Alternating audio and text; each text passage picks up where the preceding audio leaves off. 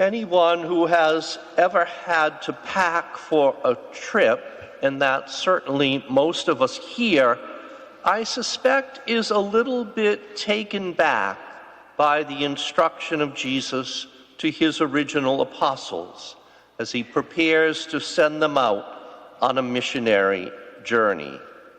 Indeed, he says that they must take nothing with them. He tells them except for the clothes on their backs and some decent sandals and a walking stick, because this journey for them will be on foot. No food, no money, no extra clothing. Pretty challenging in a day when there weren't ATM machines on the corners, very few taverns or inns or guest houses along the way, and certainly no supermarkets. Now, in contrast to life in our own day, there was, and in many ways, there still remains a very serious expectation that hospitality be extended to strangers and travelers in the Near East, probably because most people there had origins in largely nomadic tribes who often wandered some rather challenging environments like deserts. So they had to depend on mutual support in order to survive. And so it was expected that anyone who was passing the tents of you and your clan were to be welcomed and provided food and drink and lodging if necessary. So much was this tradition ingrained in those Semitic cultures that we can find passages in the Old Testament that actually command that hospitality be shown to strangers and travelers. We also know that by the time of Jesus, when most people were living in established villages rather than in tents as nomads, the elders of those villages, particularly if they were of the Jewish faith, would organize a rotating responsibility for hospitality among all the households of the town.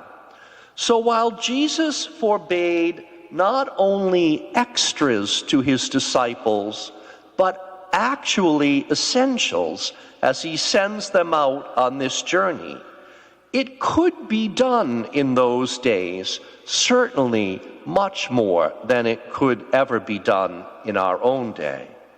Yet when we wonder why Jesus would restrict his closest associates so strictly, we can only understand that properly in the context of faith.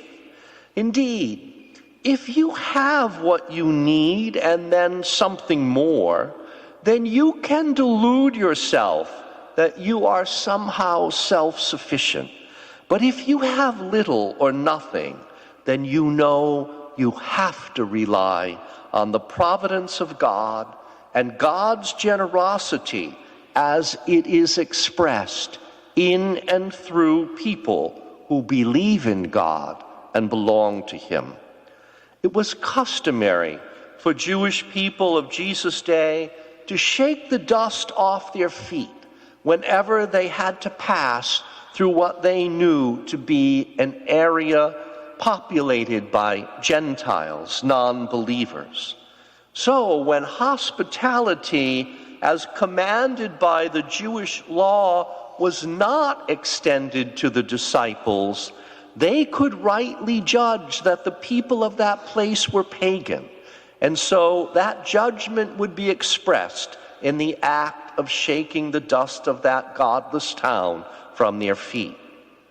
Like Paul Harvey News, in a later verse of this very same chapter of St. Mark's Gospel, we are told the rest of the story, which is nothing but the great amazement of those original apostles upon their return at what was certainly their unlikely success out on the road. So suffice it to say that their faith and their trust in God's providential care was not in vain. While most of us are not going to be setting out on a journey on foot with the essentials of what might be needed for the duration of the trip to be carried on our back, but spiritually speaking, we are all taking a journey, taking our steps in the direction of God's kingdom each and every day.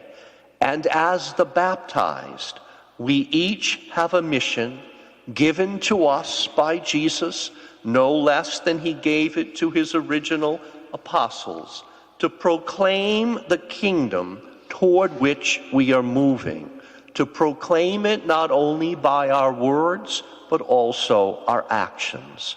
What is essential for that journey, above all else, is trusting faith, just as it was for the original apostles. And what can get in the way of our ever even accepting that mission or embarking on it or successfully completing it is simply stated as stuff. Indeed, our culture deludes us with the notion that we will be self-reliant as long as we accumulate wealth and material things. This is, of course, in complete contradiction to Jesus encouraging his followers to rely mainly on the help of God, which is expressed in the hospitality, charity, and care of other believers. That is why we should look at our nation's currency to see the incredible irony in the motto that is printed on the back of it. In God we trust, when in actuality we know that most trust in money more than God. Indeed, as we each reflect on our own ancestral story, which likely involves forebears immigrating to this country as a place of opportunity, hoping to escape poverty and maybe also oppression, we know it is likely that they arrived with just a steamer trunk containing maybe some tools of their trade or some kitchen goods, along with maybe another set of work clothes, and then usually a set of special clothes for Sunday alone. Indeed, as they had very little, they never deluded themselves that they relied on anyone or anything other than the providential care of God for their survival. Thus, when they came before God to worship on Sundays, which they would rarely, if ever, fail to do, they presented themselves as in the very best that they possibly could, because they indeed wanted to show the greatest respect and gratitude to God. And this is something that you will still see if you travel to poorer countries and even some of the Caribbean islands. Ironically, the more that succeeding generations have acquired since their ancestors' humble beginnings here, the less likely they are to have strong faith, if any faith in God, or to face the truth of their reliance upon God for their existence, their survival, their success. Even among those who keep faith, it's less likely that present-day believers would go to the same extent that their grand and great-grandparents did to present themselves before God in their Sunday best in order to worship each week.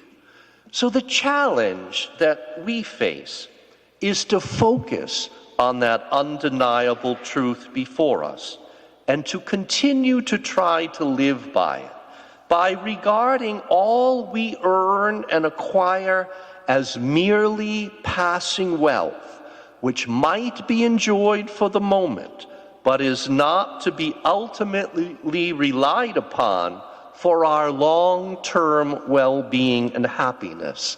And we spell that eternal. And in fact, it might only contribute to that ultimate happiness to the extent that we would share generously from our abundance with others, especially those who have less.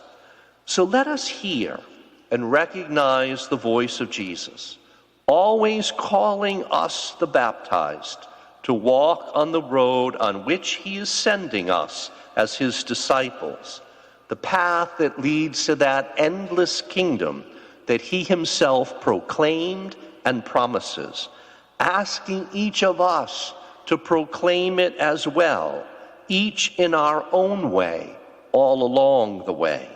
But like the original disciples, we won't be effective in this mission unless we appreciate that it is God on whom we must ultimately rely to sustain us, rather than the stuff we have acquired and accumulated for our comfort and enjoyment.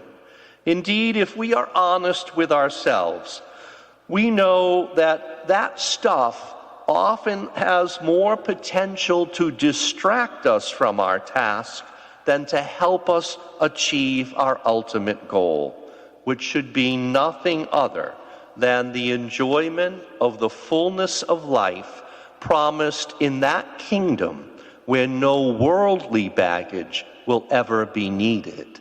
In fact, it is there that we can take nothing with us, nothing except the love, the care, the hospitality that we have generously extended to others in Jesus' name.